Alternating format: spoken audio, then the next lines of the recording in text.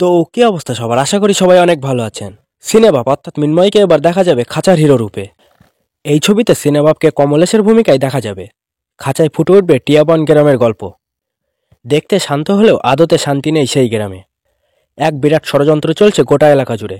গত ৩০ বছর ধরে লেবার ট্রান্সফারের ব্যবসার নামে এক বিরাট নারী পাচার চক্র চালায় বিশ্বম্বর বিশ্বাস ওরফে মামা এবং তার প্রথম স্ত্রী মীনাক্ষা দেবী ওরফে মামি। সেই গ্রামেরই ছেলে কমলেশ।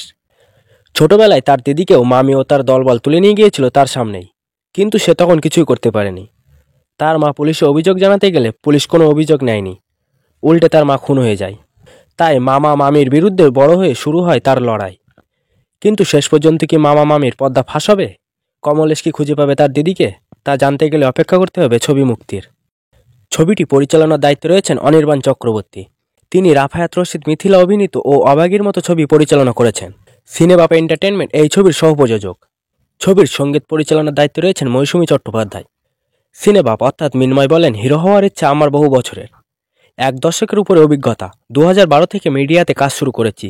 প্রথমে রিয়েলিটি শো, তারপর ইউটিউব। কিন্তু তারও আগে থেকে আমার স্বপ্ন ছিল হিরো হওয়ার। পাশাপাশি কমলেশ হয়ে ওঠার জন্য তাকে কতটা কঠোর পরিশ্রম করতে হয়েছিল সেই প্রসঙ্গেও তিনি নানা কথা ভাগ করে নেন। তিনি বলেন, চরিত্রের জন্য একটা মাস্কিউলার ফিগারের ট্রান্সফরমেশন দরকার ছিল। তার জন্য শুটিংয়ের আগের 6 মাস মেইন স্ট্রিম স্পোর্টসম্যানদের মতো একটা hard routine, hard dieting follow করতে হয়েছে। তবে এই ক্ষেত্রে আমার পূর্ব অভিজ্ঞতা ছিল।